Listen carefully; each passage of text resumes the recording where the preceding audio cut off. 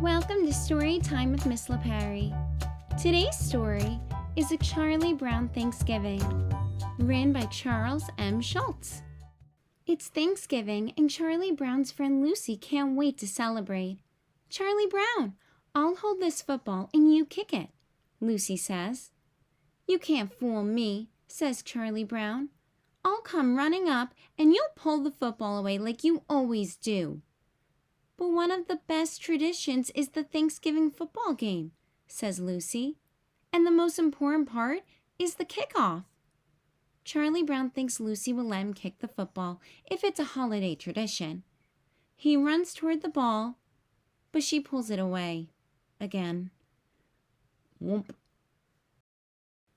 Later, Charlie Brown is talking with his sister Sally and his friend Linus. "Why should I give thanks on Thanksgiving?" Sally asks. "I haven't even finished eating my Halloween candy yet. Besides, all Thanksgiving does is make more work for us in school." Linus disagrees. "Thanksgiving is a very important holiday," he explains. "Ours was the first country in the world to make a national holiday to give thanks."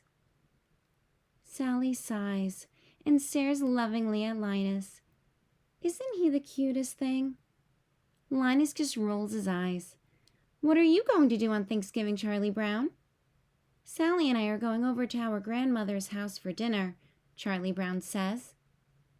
As soon as they get back home, Charlie Brown gets a call from Peppermint Patty.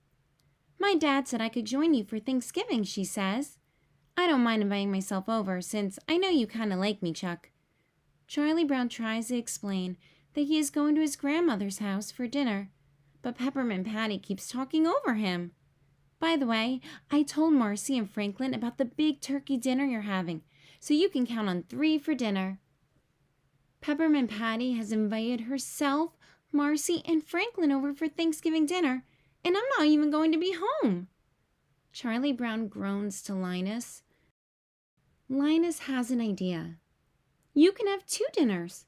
Cook the first one for your friends, and then go to your grandmother's house with your family for the second one." But there's one flaw to Linus's plan. Charlie Brown doesn't know how to cook. "All I can make is cold cereal and toast," Charlie Brown admits. Linus isn't discouraged. "Maybe we could help," he says. "Snoopy, go out to the garage and get a table for the backyard." Snoopy salutes Linus and gets to work. Snoopy and Woodstock find an old ping-pong table, and they bring it outside. Then Snoopy sets up chairs around the table. Lawn chairs, beach chairs, rocking chairs, enough for everyone. To top it off, they add a pretty tablecloth, set the table, and even fold the napkins for each place setting. Now that the table is ready, Snoopy, Woodstock, Charlie Brown, and Linus start to make Thanksgiving dinner. Linus and Charlie Brown set up toasters and put in slices of bread. Once the bread is toasted, Snoopy butters all the pieces and stacks them on a serving platter. While Linus and Charlie Brown get popcorn, jelly beans, and pretzels, Snoopy and Woodstock disappear for a minute, and then they return dressed up like pilgrims. Charlie Brown isn't impressed. "How can you serve the food in that ridiculous outfit?" he scolds Snoopy. "The guests will be here soon." Snoopy sighs and reaches for his chef's hat. Soon, Peppermint Patty, Marcy, and Franklin arrive and follow Charlie Brown out to the big table in the backyard.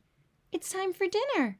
Snoopy is about to serve the guests when Peppermint Patty cuts in. "Shouldn't we say grace first?" she asks. Linus stands up. In the year 1621, the Pilgrims had their first Thanksgiving feast, he begins. Elder William Brewster, who was a minister, said a prayer that went something like this: "We thank God for our homes and food and our safety in a new land. We thank God for the opportunity to create a new world for freedom and justice." "Amen," Peppermint Patty says. Snoopy lifts the lid off a big platter and reveals the feast. Freshly popped popcorn, colorful jelly beans, salty pretzel sticks, and a stack of hot buttered toast. He loads up each guest's plate and sends it sailing over to them.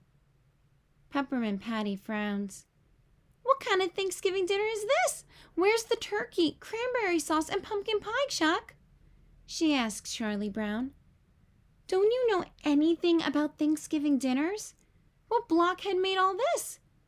She throws down her popcorn in disgust. Snoopy pulls his chef's hat down over his face, and Charlie Brown gets up and walks away from the table. You were kind of rough on Charlie Brown, Marcy says to Peppermint Patty. Rough? Peppermint Patty shouts. We were supposed to be served a real Thanksgiving dinner. But did he invite you here? Marcy asks. Or did you invite yourself, and us too? Peppermint Patty thinks for a minute. She knows Marcy is right. Marcy, maybe you could go to Chuck and pack things up for me? Marcy isn't so sure that's a good idea. I think maybe you should go to Chuck and tell him yourself, she says. I'll just ruin everything. You go and speak for me. Back in the house, Marcy finds Charlie Brown in the living room looking upset. Peppermint Patty didn't mean all those things she said, Marcy tells him. Actually, she really likes you.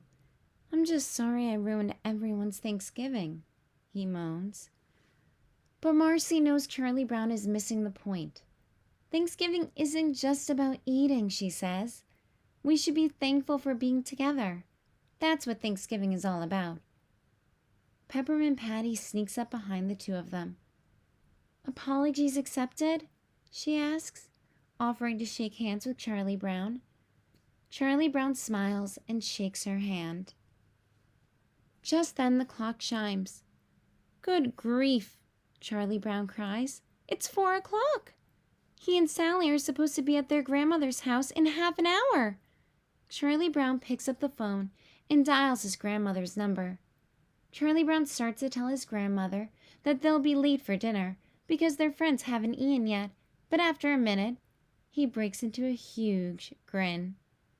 Everyone, Charlie Brown, Sally, Franklin, Linus, Peppermint Patty, and Marcy, is invited to Thanksgiving dinner at his grandmother's house. Peppermint Patty runs to the backyard. We're all invited to Charlie Brown's grandmother's for Thanksgiving dinner, she cries. Everyone cheers. After the gang piles into the car, they settle into their seats and wave goodbye to Snoopy and Woodstock. Isn't there an old song about going to a grandmother's house? Marcy asks. Peppermint Patty nods, and all the kids start to sing. Over the river and through the woods, to grandmother's house we go.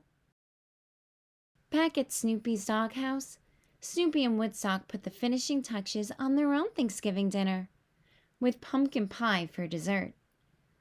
Thanksgiving is always special, especially when you celebrate it with friends. The end. Thanks for reading along with me today. Remember to subscribe below for more stories. Have the best day and remember to keep reading.